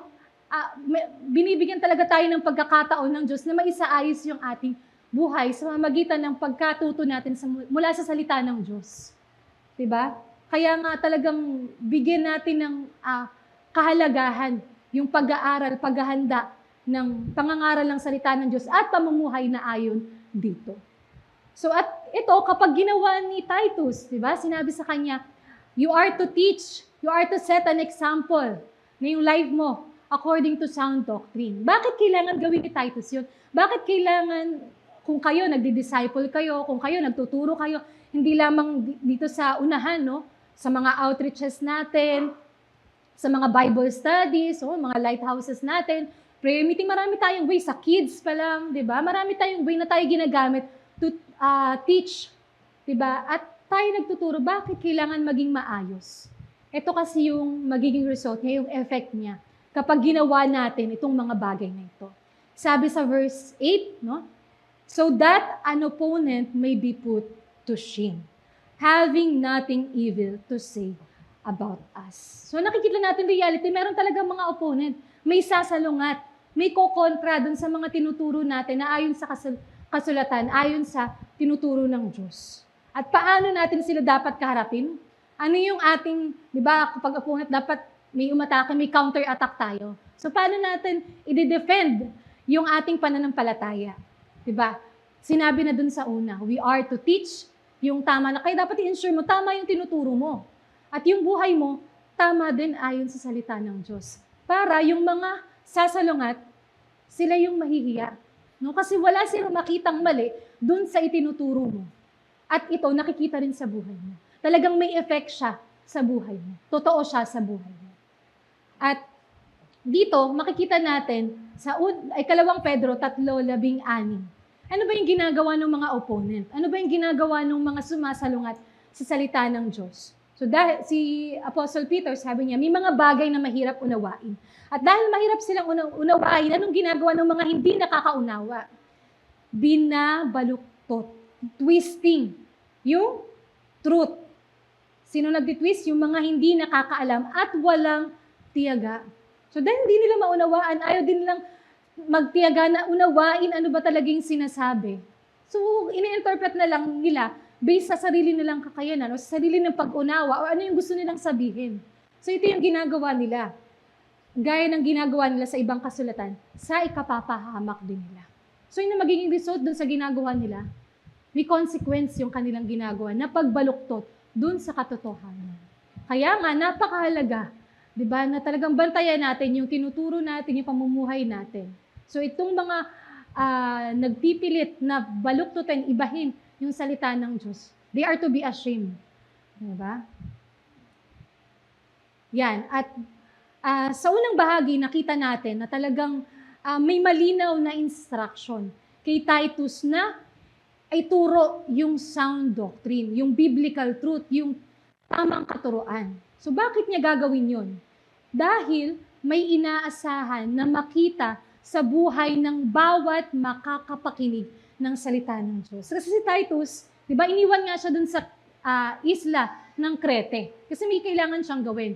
He is to teach. At may mga tuturuan siya. So makikita natin dito sa mga talata, sino yung dapat niyang turuan? Sino yung mga ine-expect sa loob ng iglesia, household, no? Kasi house church, no? Na kapag narinig nila yung salita ng Diyos, kapag itinuro ni Titus yung salita ng Diyos, ito yung makikita sa buhay nila. Kaya nga sabi, as they learning and living the sound doctrine. So, dahil natutunan nila, itinuro sa kanila at natutunan nila yung sound doctrine, ito yung may dudulot nito sa buhay nila. So, implication. Sa unang bahagi na binanggit, in-address ni Paul sa sulat niya kay Titus, itong mga older men. So, sino dito yung older men? Tingnan po natin. So, una sa panahon ni Titus, huwag niyo pong tingnan yung katabi niyo. Sabihin, uy, older na to. Matanda na. Parang automatic na tumingin sa katabi. So, older men, sa panahon ni Titus, ito daw yung mga 50s. So, kinukonsider nila na kapag nasa edad ka ng 50s and above, you are considered older men. May nagre-react po, no? Sa panahon natin, legally, no? Sa batas natin, sino ba yung kinikonsider na older na? Di ba? 60. So kapag 60 ka na, dual citizen ka na daw. Senior. So sa iba nga dun sa seminar na inatanda namin, hindi senior citizen yung ginamit nila. Kung natatandaan nyo, seasoned citizen daw, no? Sabi, parang ayaw ng senior kasi parang ako matanda na. So, binago, seasoned. Seasoned. Kasi daw, marami na silang season na pinagdaanan. So, marami ng experience. Kaya, seasoned citizen. So, wag niyo sabihin sa, matanda na to, ito kasama sa older men. So, tayo, kung nakikita natin yung age natin, nandito na tayo, kabilang tayo dun sa older men. So, para sa inyo, itong sinasabi ni Paul kay Titus. So, ano ba yung sinabi ni Paul patungkol sa mga older men? Ano ba yung na-expect sa kanila na makita na sa kanilang buhay? Sabi dyan, older men are to be. Diba? To be. Diba? Bata tayo, sinasabi natin, anong gusto mo paglaki? I want to be, naging totoo ba? Teacher. Pero nung nag-aaral ka na, ayaw mo na maging teacher, ang dami daw sinusulat. So, we are to be. Ibig sabihin, may inaasahan na maging katayuan natin. So, yung older men, sabi dito, they are to be sober-minded. Ano ba pag sinabing sober-minded? So, maayos yung pag-iisip. Kasi nga, nung panahon ni Titus, dun sa isla ng Crete, laganap yung pagiging lasenggero, di ba? Talamak yung pag-iinom, talamak yung pagsisinungaling, yung tambay, puro empty yung pinag-uusapan nila, kung ano lang maisip nila, tamad, ganyan. So, dito sinasabi na dapat yung mga older men, inaasahan sa inyo dahil you have been, yung matagal na kayo nabubuhay, no? Kung 50, 60, so matagal na kayo nabubuhay. So, ina-expect sa inyo, maayos na yung pag-iisip nyo. As time goes by, dapat maayos na. Naayos na yung pag-iisip nyo. Hindi isip bata pa rin, no? 50 na, sabi nga, tumatanda daw pa urong, no?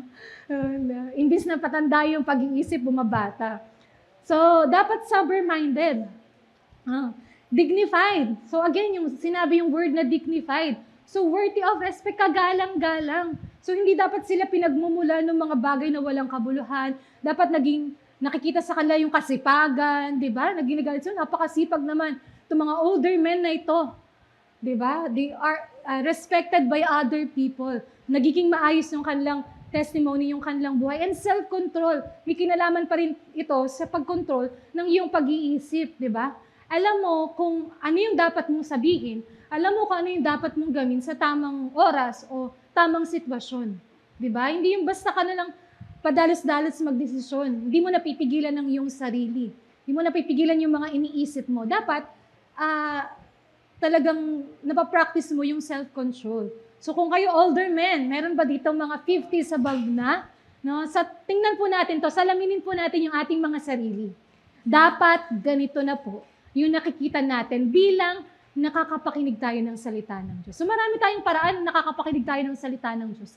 At dapat may bunga yun sa buhay natin. Every time na nakakapakinig tayo ng salita ng Diyos, may fruit na nakikita sa buhay natin. So ano pa? Sound in faith, hindi lang in faith, in love, in steadfastness. So dahil nga matagal na sila na nabubuhay, maari din na matagal na sila sa pananampalataya. No, even pagkabata lang nila, nakakapakinig na sila or maaga silang nakapakinig ng salita ng Diyos. So they are expected na maayos na yung kanilang pinanghahawakan na salita ng Diyos at pananampalataya. No? Hindi na pabago-bago. Hindi na sila easily swayed. No? Sound in faith. Alam na nila yung totoo. Alam na nila yung dapat nilang gawin. At in love, yung love nila towards God, dapat talagang nagmamature na. Dapat talagang nagiging maayos na, talagang lumalalim yung pag-ibig nila sa Diyos at hindi lang sa Diyos. Diba alam natin, inutos ng Diyos, we are to love God and we are to love one another. So itong older men, dapat makita na rin sa kanila na lumilevel yung love nila towards other people, sa bawat kapatiran na nakakasama nila sa kanilang family. And in steadfastness, ano ba pag sinabing steadfastness? Yung kakayanan nila na mag-endure. Di ba? Yung endurance nila in trials, in hardship, di ba? Dahil matagal na sila sa kanilang pananampalataya, inaasahan na maging matibay na yung kanilang pananampalataya kasi marami na silang pinagdaanan. Marami ng pagkakataon na sinubok sila ng Diyos. At nakita nila, na-witness nila through the years na hindi sila pinabayaan ng Diyos. Kaya minsan, naririnig ko nga sa mga kapatiran natin na mga seasoned citizens, no? Na, alam mo ba, naranasan ko na din yan at nakita ko na hindi ako pinabayaan ng Lord, kaya huwag kang mag-alala, hindi tayo pababayaan ng Lord. So bakit nila sinabi yun? Kasi naranasan na nila. Diba? Kaya nga ina-expect sa mga older men, no? Older men, tinutukoy dito, na dapat maayos na yung kanilang pagharap sa mga pagsubok. Diba nga, minsan as we age, diba yung endurance natin, physically, no, minsan nagde-decline. Kaya nga yung iba, nakikita ko dito na habang umiedad sila, binibigyan nila ng importance yung physical body nila para maging matibay sila, maging malakas sila. So dapat ganun din tayo sa ating pananampalataya, no? Hindi mo pababayaan yung sarili mo na dahil syempre at habang umiidad ka, may tendency na manghina ka. Kaya nga dapat talagang sinasanay mo yung sarili mo. 'Di ba? Hindi mo pinapabayaan yung sarili mo. Na as you age ay magde-decline yung pananampalataya mo. Kasi sabi dito sa Salmo, 92 at talata 14, sabi dito, lumalago at namumunga kahit matanda na. So, ina-expect, even at your age, older na, no?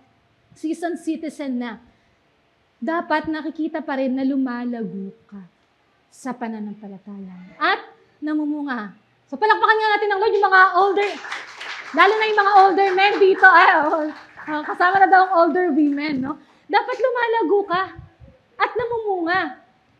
Sabi nga dito, paano dinescribe? Berdeng-berde. Fresh na fresh. So dito yung mga seasoned citizens natin, hindi halata na nag-eedad na kasi very fresh, no? Bakit sila mukhang fresh, hindi mukhang nasistress? Kasi patuloy sila lumalago sa pananampalataya nila. Fresh! Yung ating Miss Universe na panay yung sa kanya. Haba ng hair. Fresh na fresh daw. At nananatiling matatag. So kailangan talagang bantayan natin yung ating sarili na habang may edad tayo, lumalago tayo. At sabi dito sa 2 Korinto, may encouragement sa lahat ng mga pinanghihinaan na. Sabi dito, kaya't hindi kami nasisiraan ng loob kahit na humihina ang aming katawang lupa. So di ba as we age, talaga namang mararamdaman natin yan na hindi na kasing lakas nung kabataan. 20s tayo, 30s. 30s nga ngayon, minsan parang yung senior citizen na yung katawan, may SOA na, signs of aging. Masyadong naaabuso yung katawan, no? So, kaya feeling nila senior na sila. Pero, technically, no, habang may edad ka, talagang nababawasan na yung kaya mong gawin, humihina na yung katawan mo. Pero, bagamat yung physical body natin nagde-deteriorate, yung ating spirituality, yung ating pananampalataya, ay patuloy na lumalakas, pinapalakas ang ating spirit, yung ating inner. So bagamat yung external natin, no, yung physical natin ay nanghihina, no, yung ating kalooban patuloy na pinapalakas ng Diyos. Sa pamamagitan ng pagkilos ng Holy Spirit na ibinigay niya na sa bawat isa sa atin na sumasampalataya sa Kanya. At sabi dito, araw-araw, so we are being renewed every day. Kaya huwag po tayong panghinaan ng loob. No? Bagamat nakakapagod, di ba? Minsan, sa mga nangyayari sa paligid natin, parang nawawalan tayo ng pag-asa, nalulungkot tayo, nade-depress tayo, di ba? Pero dapat hindi tayo panghinaan ng loob. Dahil dito, makikita natin na dapat yung ating spirituality, patuloy nating pinapalakas. At isa pa na makikita natin dito, na nakakalungkot na kalagayan. No, sabi nga yung older men, they are expected na ganito na yung kanilang level, no, ng spirituality. Pero ang nakakalungkot, sa present times natin, nakikita rin natin yan. At sa panahon nila, nakita rin nila, kaya sinabi nga nila ito eh. Dapat sana'y mga tagapagturo na kayo. So kung titingnan yung edad nila, yung tagal nila sa loob ng iglesia, tagal nila nakakapakinig ng salita ng Diyos, tinuturuan, ine-expect sa kanila na sila, teacher na sila, tagapagturo na sila, nagdi-disciple na sila, nag-aalaga na sila. Pero, anong sabi dito na nakita nila? Subalit, hanggang ngayon, kailangan pa kayong turuan ng mga, tingnan natin na panimulang aralin. So, basic teaching ng salita ng Diyos. So nakakalungkot po na yung ating age, yung ating kalagayan, hindi na tumutugma. So dun sa ine-expect na dapat level of faith na natin as we continue to hear and hear the Word of God. No? So, dapat tayo, nagagamit na tayo. Pero nakakalungkot, marami, no? Nakikita natin, maging sa ibang mga iglesia, no? Yung reality na, hindi pa sila nakakapagpagamit sa Lord. Diba? Na mag-disciple, mag-share ng Word of God. No? Minsan nga, naging excuse, matanda na ako. Diba? Hindi ko na kaya yan. So, kailangan makita natin na ang Lord, hindi siya nalilimitahan. Diba?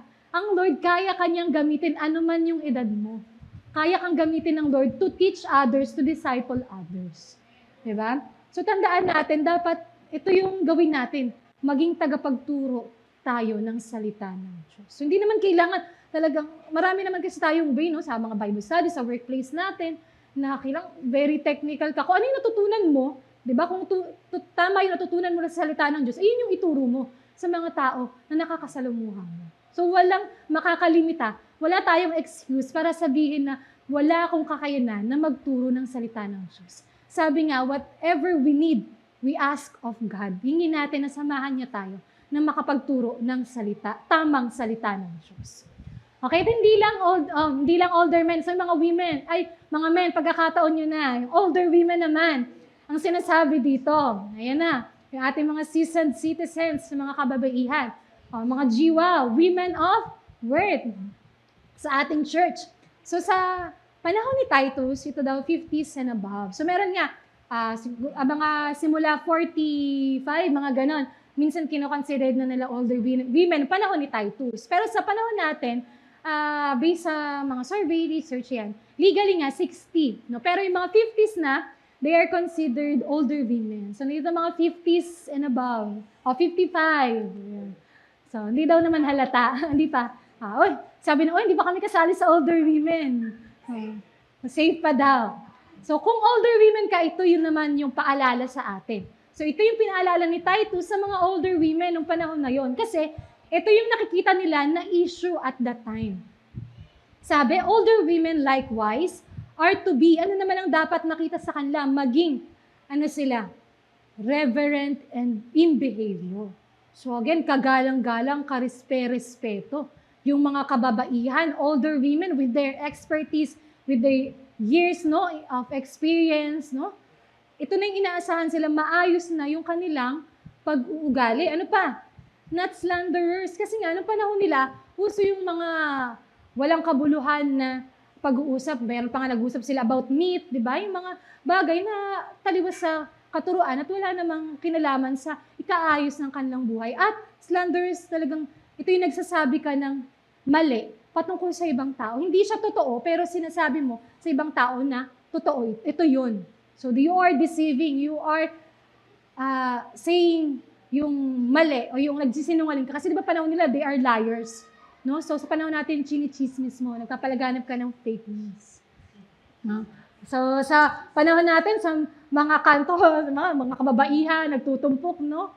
Sa amin, personally, minsan ayokong dumaan kasi may doon, pagdaan mo, kita nagbubulungan. No? So maraming gano'n, nakita natin reality, no? Uy, yung anak ni yun Pero maraming, yun yung pinagkakabalahan nila. Instead na maging busy sila sa tahanan, di ba? Nandun sila sa labas, yung pinagkakaabalahan, libangan daw ang sabi doon. Naglilibang lang naman kami kasi naiinip na kami.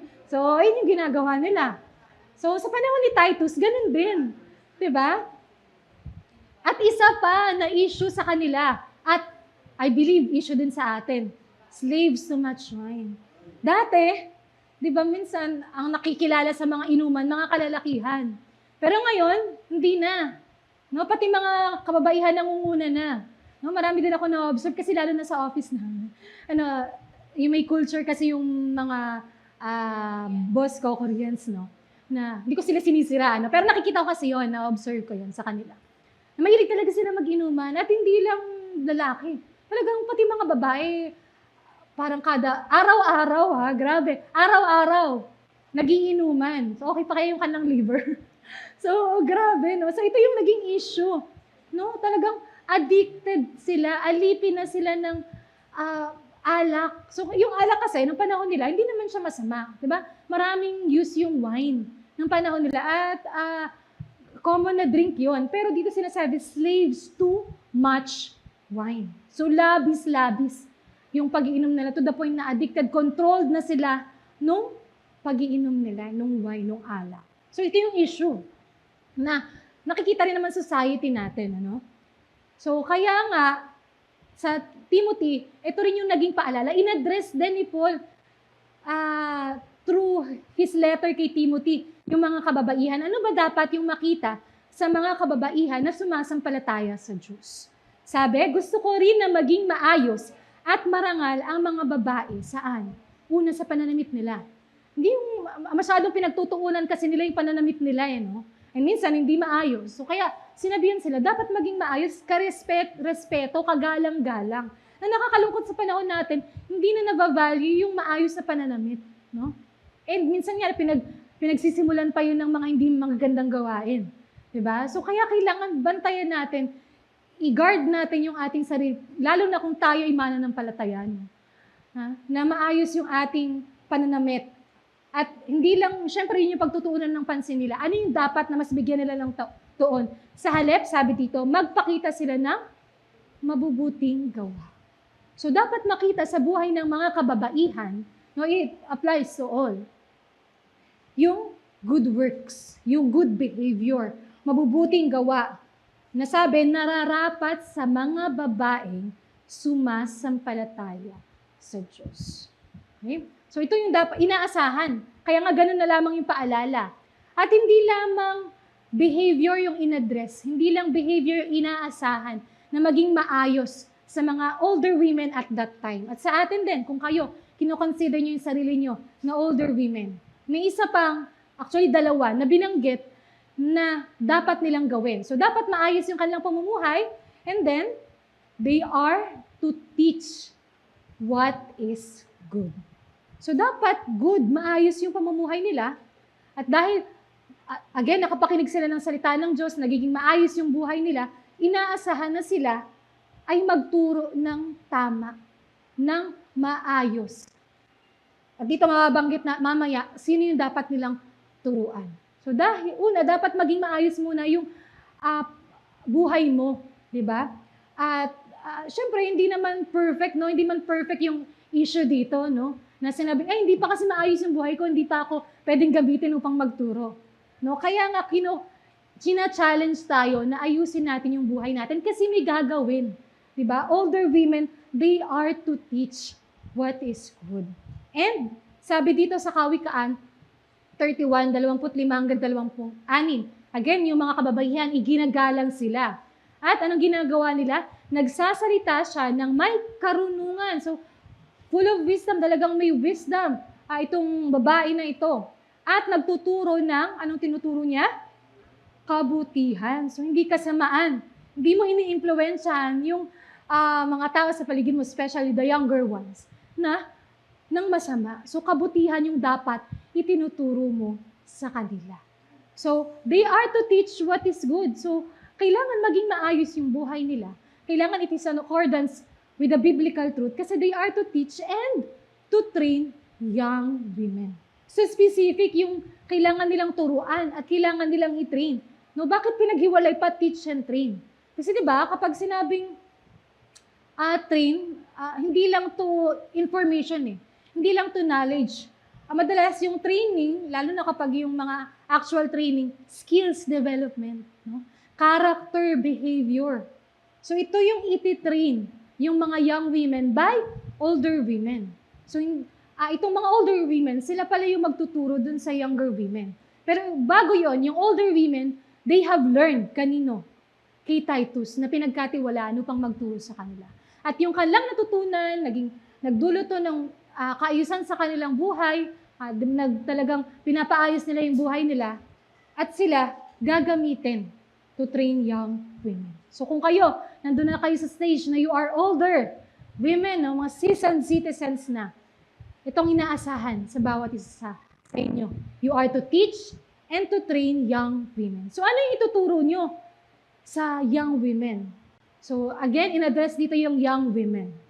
Sabi dyan, bago yung tingnan muna natin, sino ba yung mga young women? So yung kaninang wala sa older women, nandito kaya sila sa young, may kamataas na ng kamay.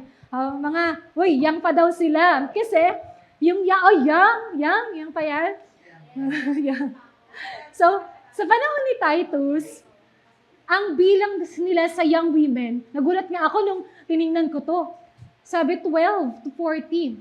Kasi sa kanila daw, sa culture nila, yun pa lang, as early as 12, hinahanda na nila sa buhay pag-aasawa, pamilya. So as early as 12, meron ng ganun sa kanilang culture, no? Na 12 years old, kaya kinoconsider nila na young women, no? Pero sa panahon natin, legality again, 18, no? Legal age natin sa mga kababaihan and kalakihan, 18 years old. So, mula 18 to 40, and maabot na 49 yan, bago mag-50, no? Young women. So, sabi, young pa pala ako. Kasama pa pala siya sa young women. No? So, hello mga young women. So, ito ang para sa inyo. So, paalala ni Titus sa mga young women ng panahon nila na tingnan din natin, salaminin natin sa ating mga sarili. Sabi dyan, anong ituturo, di ba? They are to teach what is good and they are to train young women. Anong sabi? To love their husbands and children. Kasi nga, nung panahon nila, itong mga tao na ito na ina-address, maari, no, nung time na yon, they are already married. At nakikita nila na ang may issue at that time is yung mga young women who are married. No? Pero hindi sinasabi na, paano po yung mga wala pang asawa? Tulad ko. No? So, we can apply this kung tayo ay, again, loloobin ng Lord na yung mga single dito, yung mga young women, at kayo ay dadako sa pag-aasawa, kailangan nyo rin i-take note itong mga bagay na ito. Kasi yung training, hindi naman siya nagsisimula kapag nandun ka na eh. Diba, bago ka sumapit sa ganung kalagayan, kung may pagkakataon na that you are to be trained, mag-undergo ka na ng training. So yung mga older women, i-train po natin yung mga younger women to love their husbands. Kaya nga natutuwa ako sa iglesia natin kasi meron tayo yung discipleship and fellowship ng mga kababaihan na hindi lamang mga married, no? Kasama din yung mga singles, young women. Kasi kailangan yon para ma-share ng mga older women, yung mga na-experience nila na maaari nilang maipayo sa younger women. Especially yung mga older women na may asawa, dun sa mga young, kasi alam ko parang meron din silang mga separate group or meeting na mag-asawa lang, no? So, kumbaga yung mga may asawang babae na mas may edad, no? Tinuturuan nila yung mga bago pa lang na pumapasok sa pag-asawa. So, ganoon. At dito, ganon din yung setup ng panahon ni Titus. They are to teach young women to love their husband. So, ano ba yung love na sinasabi dito? So, yung love na sinasabi dito is yung showing ng affection, pagmamahal, emotion, feelings, pag-aaluga, care sa kanilang husbands. And hindi lang sa kanilang husbands, pati sa kanilang mga anak. So, hindi naman exempted yung mga asawa na wala pa rin silang anak. Kasi kung darating yung panahon na ipagkakalaban na sila ng anak, ito rin dapat i-take note nila, na matutunan nila. They are to love their husbands and their children. No? So, kaya older women, turuan niyo po kami. Charot. Biro lang. Kailangan namin itong matutunan. And ano pang sinasabi? To be self-controlled. So, hindi lang to love their husbands, but to be self-controlled. Again, napakalaking issue sa kanila yung self-control. Kasi hindi lang sa older women, di ba? Hindi lang sa older men, kundi maging sa young women, kailangan nilang matutunan yung maayos na pag-iisip, yung pag-iisip na alam nila kailan sila magdidesisyon, ay yung desisyon na gagawin nila, kailan siya magtitake ng action, paano sila magre-respond sa situation, di ba? Lalo na sa mga kababaihan na kailangan ma-practice yung self-control, pagpipigil sa sarili. Nakakalungkot sa panahon natin, marami din ang na-observe natin na they fail to practice yung self-control. Masyadong impatient, masyadong naiinip, pinangungunahan yung mga bagay-bagay, diba? Pero kailangan i-practice natin yung self-control. At isa pa, purity. So malaking issue din sa kanila yung purity, diba? At working at home. So yung working at home dito, hindi naman sinasabi na dapat yung mga kababaihan, sa bahay lang sila, o diyan ka lang. No? Kasi makikita natin, even sa Old Testament, mamaya sa talata ng Kawikaan, no? Sa Proverbs 31, makikita natin that even women, yung mga wives, mothers, they are being used to work, di ba? For their family. Pero dito, ang pinupunto na kailangan makita nila, pahalagahan nila, is i-manage yung household nila, yung tahanan nila, yung pamilya nila. Kasi nga, ano yung tendency nila, ano yung issue nila? At matambay sila sa labas, lazy, gluttons, liars, empty talkers. So, ang dami nilang pinagkakabisihan. Di ba? Merong mas mahalagang gawain na dapat pagtuunan nila ng pansin kasi meron silang role and responsibility sa kanilang tahanan as wife and as mother. So kaya sabi, working at home, ibig sabihin, huwag mong pabayaan yung tahanan mo. Kind. No? Kasi, di ba, sabi, evil beast daw yung mga Cretans. So, talagang kasamaan yung nakikita sa pamumuhay nila. Kaya they are challenged na dapat makita sa kanila to as they hear, as they learn yung sound doctrine, kailangan ito yung nakikita sa buhay nila. At sabi nga sa Kawikaan 31, 12, following verses, no? So kinuha ko na po yung ilang mga parte ng talata. So ano dapat ang ina-expect sa mga kababaihan? Kabutihan ang dapat ginagawa nila sa kanilang asawa. So hindi kasamaan. At ito makikita natin, maaga siyang gumigising. So alam ko yung mga nanay dito, naririnig ko rin pag nagkukwento, puyat. Bakit kasi maaga sila gumigising? So, anong ginagawa nila? Bakit sila maagang gumigising? Ipaghahanda. Kung sila, meron kasi sa bahay lang sila. Meron din working, no? Yung iba, working na, at the same time, nagpe-prepare pa rin sila sa kanilang bahay, no? May kilala akong ganun. Talagang, ang aga gumigising, paghahanda na yung anak niya ng pagkain o yung asawa niya ng pagkain. Di ba? May nagre-react ng mga wife.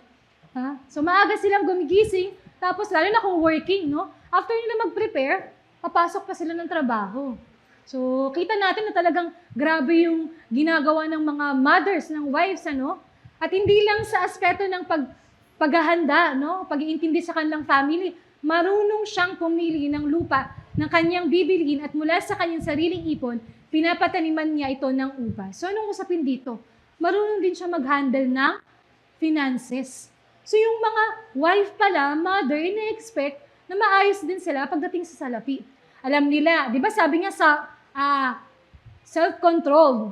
So, napapractice na alin yung dapat bilhin, hindi dapat bilhin, no? Hindi impulsive buyer, no? So, self-control, may nagkukulbitan. Yeah? So, marunong daw siyang pumili. So, dito kasi, alam niya kung ano yung kailangan niyang i-prioritize. So nakikita kayo mga mothers, hirap na hirap yung mag-budget, lalo na kung medyo maliit yung budget, so hirap na hirap silang mag-isip. So kaya kailangan talagang wise sila sa pag-handle ng mga source of income nila. Alam din nila kung paano ito palaguin.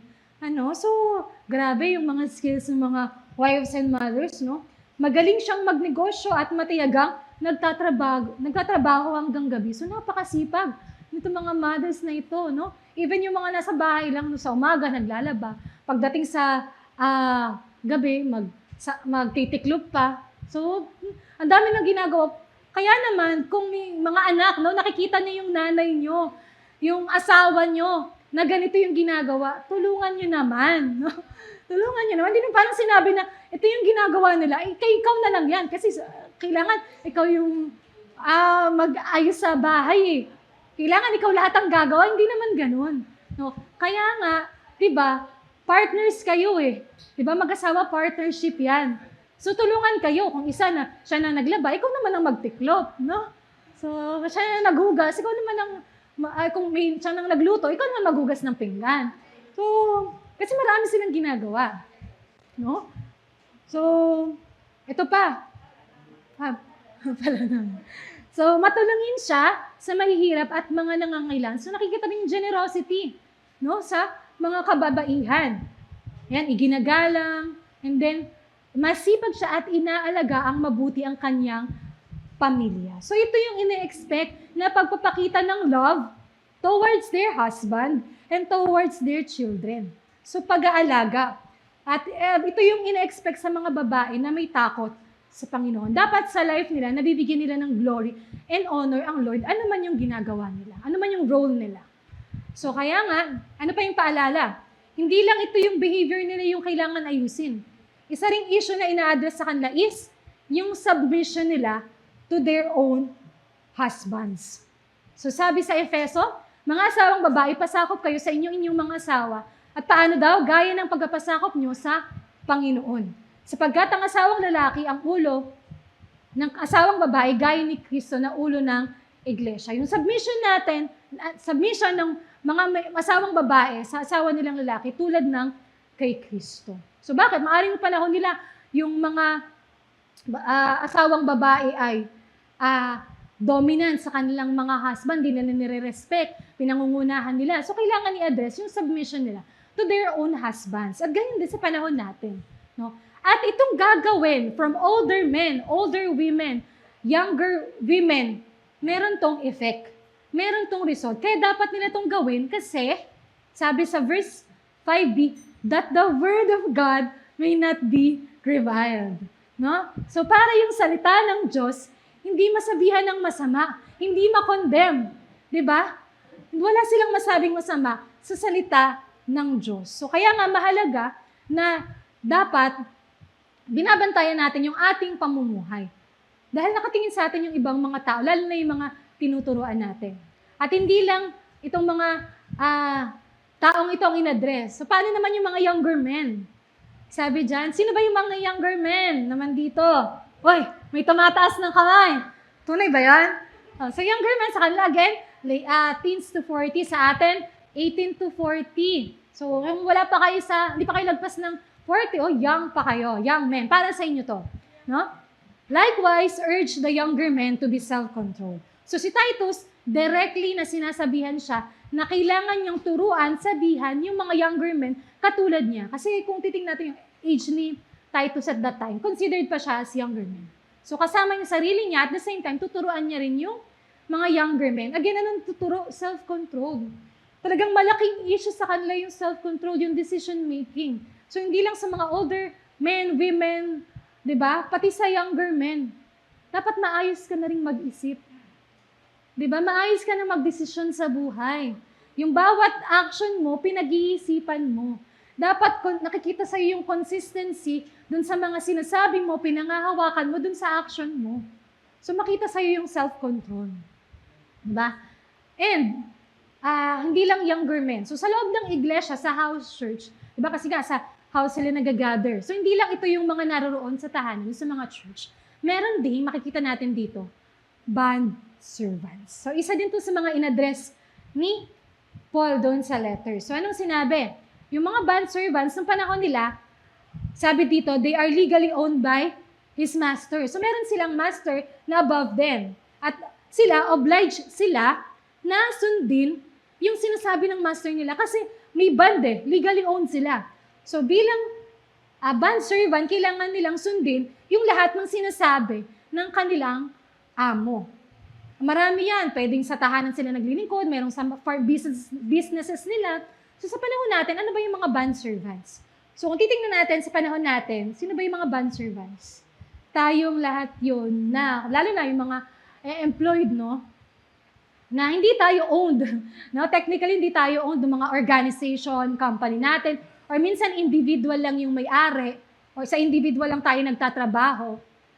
Pero, we have yung contract, bonded pa rin tayo. At we are to agree, in-expect sa atin, we are to agree, follow rules, policies, and authority kung saan tayo naroon. So kung ikaw ay bond servant, ito naman ang paalala sa atin. Sabi, bond servants are to be submissive to their own masters in everything. So sa lahat ng bagay, ano ba yung lahat ng bagay na to? And to what extent dapat tayo mag-submit sa ating mga master? So sabi dito sa Efeso, mga alipin, sundin ninyo ang mga Panginoon sa laman, so earthly masters natin, na may takot at panginginig sa katapatan. So mahalaga yung faithfulness, yung katapatan sa puso natin as we serve, as we obey yung ating mga earthly masters, kung saan nilagay tayo ng Panginoon. Sa paanong paraan? Gaya ng kay Kristo. So di ba si Lord, siya yung ating Lord, Master. Diba? So, above all. At kung paano tayo sumusunod sa ating Panginoon, ganin din dapat natin sundin yung ating mga amo, yung ating mga earthly masters.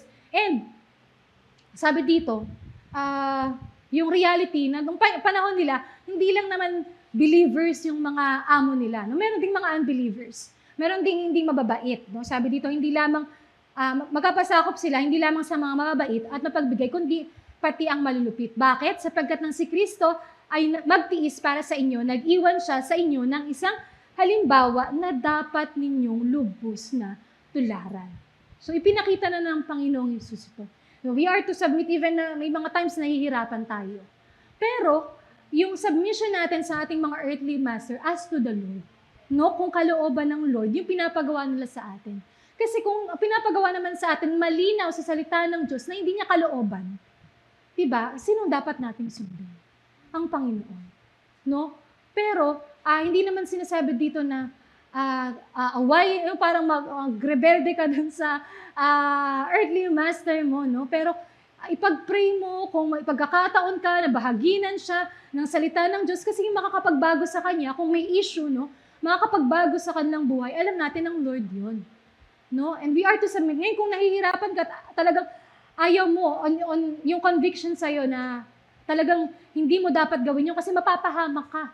No? Masama yung pinapagawa sa'yo. Then you have to decide, di ba? Na kung, syempre, hindi mo siya kayang sundin at kailangan mo nang umalis. No? Hindi ko sinasabing mag-resign kayo agad na mag-resign kayo sa mga tinatrabaho niya. No? Pero, syempre, hindi ko naman dinidisregard, no? Syempre, yung conviction sa atin, ayaw natin mag-compromise. Tama naman talaga yun. We are not to compromise, no? Pero, pag-isipan natin how we should properly respond to this kind of situations. Bondservants are to be submissive to their own masters in everything. Not argumentative. Kasi sinabi din dito, not argumentative. Kasi nga, they are to submit. Not pilfering. So, ano ba yung pilfering? Ano ba yung pilfering? So, ito is stealing or yung paggamit ng mga bagay na hindi naman sa'yo, pero ginagamit mo for own personal benefit or for own personal use. Okay, sapan yung supplies na sa office, no? Ginagamit mo yung for personal use. More than yung dapat na gamitin mo. Sample lang po yan. So, ganun po. But showing all good faith. So, ang dapat makita sa'yo is yung katapatan sa yung paglilingkod, sa yung master, sa yung amo, o sa atin, sa ating mga employer. Diba? At sabi dito, sa Colossus, pinaalalahanan din, maglingkod kayo hindi upang kalugdan lamang ng mga tao, not to please yung master. Siyempre, kasama na yun. No? Kapag ginagawa mo yung tama, napiplease mo yung master mo. Pero hindi yun yung pinaka-goal. No? Ang pinaka-goal, kundi dahil sa kayo'y tapat at may takot sa Panginoon. Kasi yung gusto mong ma-please, ang Lord. Kaya sa workplace mo, ginagawa mo yung best mo.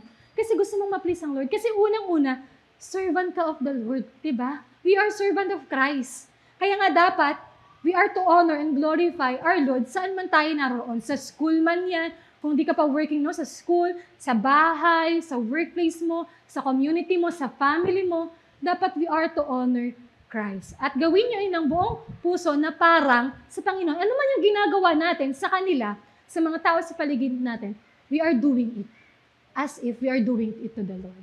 So, nawa po, ito yung talagang ilagay natin sa ating puso at isipan. Whatever we do, sabi niya, do it for the glory of God. Whether we eat, whether we drink, diba? We are to do it for the glory of God. At bakit kailangan ulit natin gawin? Bakit yung mga bondservants, kailangan nilang gawin tong mga bagay? Bakit nila kailangan mag-submit? Bakit kailangan maayos yung pakikitungo nila sa kanilang mga amo? Sabi dito, so that in everything, they may adorn the doctrine of God, our Savior. So yung day na tinutukoy dito, maaaring yung earthly master nila. Maaaring yung earthly master nila, yung amo nila, hindi pa mananampalataya. At kapag nakita na sila, sumasampalataya sila sa Panginoon, lumalago sila sa pananampalataya nila, nagiging maayos yung buhay nila, maaari nilang madala yung mga unbelieving nila na amo sa pagkakilala sa Diyos. Hindi ko sinasabing yung good works nila, ito yung makapagliligtas dun sa mga unbelievers na amo nila. Pero, as they see yung good works nila, nakikita ng mga amo na yon at nagiging attractive, adorned, di ba? Attractive sa kanila yung gospel na dala-dala nila. Kung nag-share ka, di ba, sa workplace mo, nagiging attractive sa mga kasama mo sa trabaho mo, sa school mo, kung nag-share ka, nagiging attractive yung gospel na sinishare mo. Kung nakikita rin niya na, ay, oo nga, no? Nakikita ko na talagang inaayos yung buhay nitong tao na ito. Diba? Again, not the issue of perfection. No? Kasi habang wala pa tayo, di ba kailangan natin maating yung fullness, yung perfection, sa muling pagbabalik ni Christ. So wala pa tayo doon. So habang nandito pa tayo sa mundong ito, habang nabubuhay pa tayo, inaayos pa tayo ng Lord upang magamit sa buhay ng iba pang mga tao. Okay, sa unang Timoteo, sabi, dapat magpakita ng buong paggalang upang walang masabing masama laban sa kanino? Pangalan ng Diyos. Again, kapag may nakikitang hindi maganda sa atin, hindi lang tayo yung naapektuhan, maging name ng Lord na dala-dala natin as a church, as a follower, as a disciple, as a believer of Christ. Kaya nga dapat maging maingat tayo. At isa pa, sabi dito, di ba nakita natin mula sa umpisa kung paano napakalaga na ituro yung salita ng Diyos, kung paano ipamuhay yung salita ng Diyos, yung doctrine of God. Ano ba itong mga bagay na ito? Paano ba natin mararanasan itong pagbabago sa ating mga buhay? So sabi dito sa sumunod na talata nitong ating pinag-aralan, verse 11, sapagkat nagpakita ng biyaya ng Diyos. Again, it's the grace of God na kumikilos sa buhay natin upang maging maunawaan natin yung salita ng Diyos. So kung nauunawaan natin yung salita ng Diyos, na ituturo natin siya ng tama, na ipapangaral natin siya ng tama, at natututunan natin siya nauunawaan natin siya ng ayos, it is by the grace of God. So kung hindi natin siya maunawaan, at times may mga ganun, we are to ask yung biyaya ng Diyos na maunawaan natin, matanggap natin yung salita ng Diyos. Na anong idinulot nito? Kaligtasan. So itong mga tao kasi na ito, first day here, di ba? So paano ba nangyari yung salvation? Narinig nila yung salita ng Diyos, nagkaroon ito ng bunga sa kanilang pamumuhay, so naranasan nila yung kaligtasan, di ba? By hearing yung salita ng Diyos, by faith. At itong nais ng Lord sa atin, di ba? Matapos na yung dati nating buhay, kasamaan, makamundong pagnasa, ito yung life natin before eh. Pero ina-expect sa atin, bilang nakapakinig na tayo ng salita ng Diyos, naranasan natin yung kaligtasan, anong ina-expect sa atin? Dapat tayo mamuhay ng may katinuan, matuwid at banal sa kasalukuyang panahon. So yung mga bagay na binanggit na mga behavior, mga godly behavior yun eh. Mga pamumuhay na may katinuan, katuwiran. At i-apply natin siya, di ba, applicable sa panahon nila at applicable pa rin sa panahon natin ito. So kaya nga ito yung challenge sa atin. At kailangan natin gagawin yon hanggang muling bumalik ang ating Panginoong Jesus. So hindi tayo titigil sa pag-grow sa ating faith. Hindi tayo titigil sa pangangaral ng salita ng Diyos. At gagawin natin siya hanggang muling bumalik ang ating Panginoon. Okay? So again, ito yung huling challenge po natin sa bawat isa. Sabi dito sa Mateo 5:16, paliwanagin ninyo ng gayon ang inyong ilaw. Yung ilaw na ito galing sa Lord, no? Yung light na nagmumula sa Lord, sa harap ng mga tao, upang makita nila, anong makikita nila? Ang inyong mabubuting gawa, at ano magiging result? Luwalhatiin nila ang inyong Ama sa langit. So hindi glory to God kapag nakikita yung good works natin. Hindi glory to God kapag natatransform yung lives natin. But it is glory to God. So kaya nga, pag ninanais natin na maging maayos yung buhay natin, wag nating isipin na para lang maging maayos ako, kundi pa para mabigyan ko ng kaluwalhatian ang Diyos sa buhay ko. No, as a disciple. Kaya nga sa summary, tingnan po natin, balikan natin yung ating pinag-aralan. So may malinaw na instruction. So the minister instructing God's word should model good works and godly character. So ito yung inaasahan sa mga nagtuturo ng salita ng Diyos. At the same time, implication sa mga tinuturuan ng salita ng Diyos. The believers, o mga mananampalataya, should manifest a godly life so that God's word will not be dishonored. So yun yung main goal natin. Diba? Yung word of God, ma-preserve natin yung integrity. Yes, naroon na yung authority, yung integrity ng word of God. Pero nakaka-apekto yung pamumuhay natin, diba? Dun sasabihin ng ibang tao sa ating pananampalataya. Kailangan maging maingat tayo. So as an application, ito po yung dapat nating gawin. Una, as a discipler. So kung ikaw, discipler ka, nagtuturo ka, kids teacher ka, nagtuturo ka sa Bible study, sa workplace mo, let us model the truth that we teach. And kung ikaw naman, disciple, lahat naman tayo disciples, maging si Titus, disciple din siya. So applicable din sa kanya ito and sa atin ang lahat na disciples. Let us be transformed by the truth that we have learned. So yung mga natutunan natin, talagang hayaan natin ng Diyos na kumilos sa ating mga buhay. So as a challenge, ito po yung challenge sa bawat isa sa atin. Ikaw, how can you model the biblical truth that you teach so that persecutors will have nothing bad to say? And then, pangalawa po, how can your life be useful for the Word of God to become attractive? So nawa po, pagbulay-bulayan natin itong mga ating napakinggan as we dinadala natin yung tema natin, we are to disciple the coming generations. Pero as we disciple, ano ba yung dapat nating gawin? Paano natin sila i-disciple? Sino yung mga dapat nating i-disciple? Nakita natin dito, hindi lang younger generation, older generation, kasama lahat tayo dapat natututo. Lahat tayo dapat nag-undergo ng discipleship. No?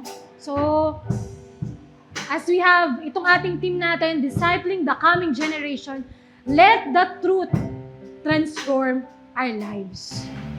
So, palakpakan po natin ang Lord at inaanyayahan ko po ang bawat isa sa atin na tumayo. So napakaganda po nitong awitin na ito. Kanina inawit na natin, no? How this word dapat na-preserve siya sa generation natin. At itong word nito, anong ginagawa sa buhay natin? It is changing me. Hindi lang ako, it's changing you. So hindi tayo lang, pag natuturo tayo, hindi lang tayo yung natututo. Kapag tinuturo natin to, God can change their lives.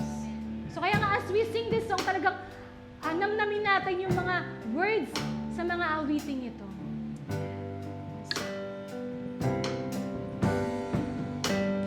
Holy words, long preserved Serve your word, Lord. for our walk in this world. They resound with God's own heart. Oh, let the ancient words impart. Words of life. Words of life, words of hope. Give us strength, Give us that strength. help us And go help us, O Lord. in this world wherever we roam. Ancient words will guide us home. Ancient words ever Yes, true, your word is true, God. changing me, And it changes other people, O God. we have come Yes, with open our open arms. hearts, Let Oh, the let transforming the word ancient words impart. Holy words of our faith handed down to this age came to us through sacrifice. Oh, heed the faithful words of Christ. Holy word.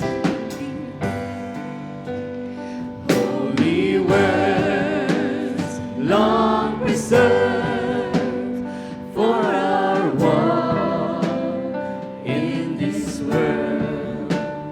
They resound with God's own heart. Oh, let the ancient words impart. Ancient words ever true, changing me and changing you. We have come with open hearts. Oh, let the ancient words impart. Ancient words ever true, changing me and changing you. We have come with open hearts. Oh, let the ancient words impart. Ancient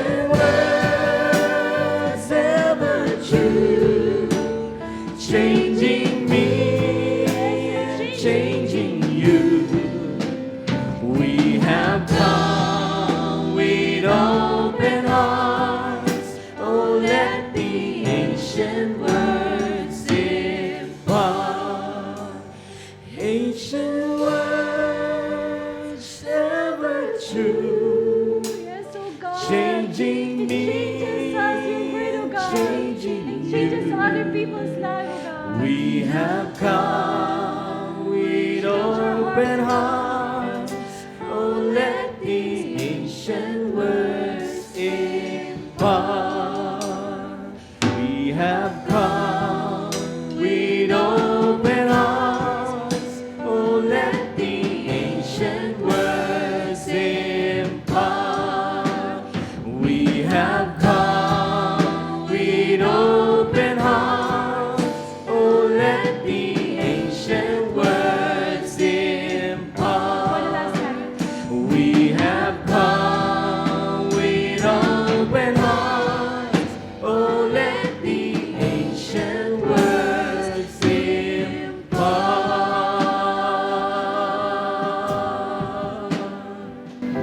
Yes, oh God. Your words are true. Your words are faithful. Your words is not changing, oh God. Ito hindi nagbabago noon, ngayon magpakailanman. Tulad mo, oh Diyos, na hindi nagbabago noon, ngayon at magpakailanman. Ito ay aming mapapakinabangan, Lord, upang turuan kami, upang ituwid kami, Panginoon, upang sanayin kami, Panginoon, upang yung buhay namin patuloy na maging matuwid at maayos sa iyo, God.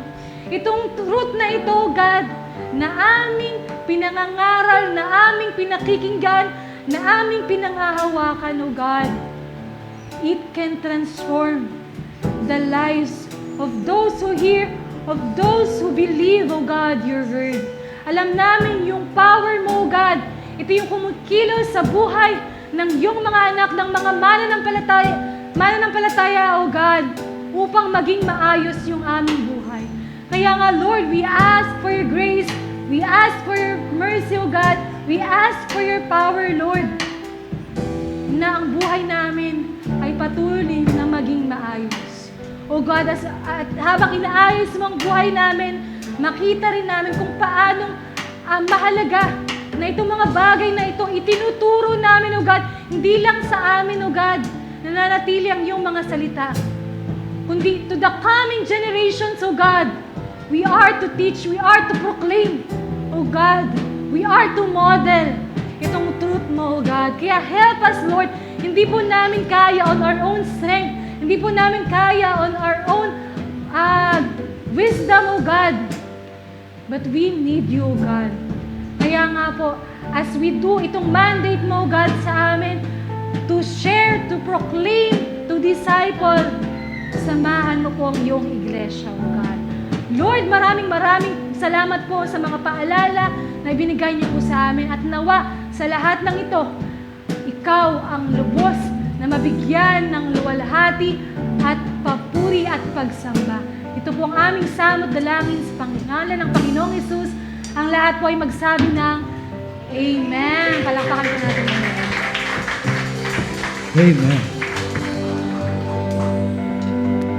Sige po, so manatili po tayong nakatayo. So coming Sunday, ano pong meron? Ito po yung celebration natin ng ika-7 taon na kung saan ang Panginoon ay nararanasan natin bilang isang iglesia. At hapon po tayo, 1:30, baka po may pumunta dito sa umaga. Sa bata po kayo makaka-attend. Kasama nyo yung mga maliliit. Pero kung meron po kayong mga maliliit na apo nyo, anak nyo, umaga po, papuntahin nyo sila dito. Okay po? And then sa hapon, anong oras po? 1:30. Pero 1 o'clock, pwede na po kayong dumating para makatulong sa ilang mga dapat pang gawin. Okay po? At huwag kakalimutan sa pagpunta nyo dito, mas maganda kung meron kayong isasama sa pagdiriwang natin. Okay? So, ang purpose po nito ay somehow makarinig din ng Word of God. Tsaka alam ko po yung ibang mga kamag-anakan natin sumasama pag special occasion. Ano po? So, yung mga dati nyo nang nakasama, pumunta dito, isama nyo po. Ang goal po natin, mga 100 tao, makarating dito. Ano? Yung iba nga lang po, kandong.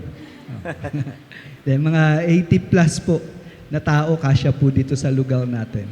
Okay po? So, keep on inviting. Amen po? Sapagkat yung pinagagawa ni Lord sa atin, ang tema natin, ano po yung tema natin? Discipling the coming generations. No, kung meron po tayong pananatilihin sa iglesyang ito, ay ang pagpapakilala at pagdidisipulo sa mga tao upang maranasan nila yung pagbabago na tanging ang Diyos lang ang pwedeng gumawa. Amen? So, 1:30 po, magkita-kita tayo. So, as we end, pwede po bang itaas natin yung kamay natin? Patuloy tayong humingi ng biyaya. Taglay natin ang pag-asa. Taglay natin ang kapangyarihan ng Diyos na siyang nagbabago sa ating buhay. Sa mga pagtitipon na katulad nito, narito ang ating Panginoon. I will be with you until the end of the ages. At dahil siya'y narito, naranasan natin ang kanyang mga salita, napakinggan ang ating mga panalangin, ang awit ng ating pananampalataya, ito'y nagbigay ng kasiglahan sa atin upang papurihan, sambahin ang buhay na Diyos. At bago tayo pansamantalang maghiwa-hiwalay sa araw na ito ng ating pagtitipon, may the Lord bless you and keep you, and may the face of the Lord shine upon you. And this is in the name of the Father, of the Son, and of the Holy Spirit. Everybody who agree says Amen. Amen. Palakpakan po natin ang Lord. So ano pong mission natin bilang kabahagi ng Gospel Coalition Church? Our mission is To glorify God by proclaiming the gospel until we all attain the whole measure of the fullness of Christ. So ano pong gagawin natin sa madaling salita? Sharing Christ, Sabihin niyo nga po changing sa katabi niyo, sharing Christ, changing lives. Amen. Again, a round of applause sa Panginoon. Magandang maga po sa bawat isa.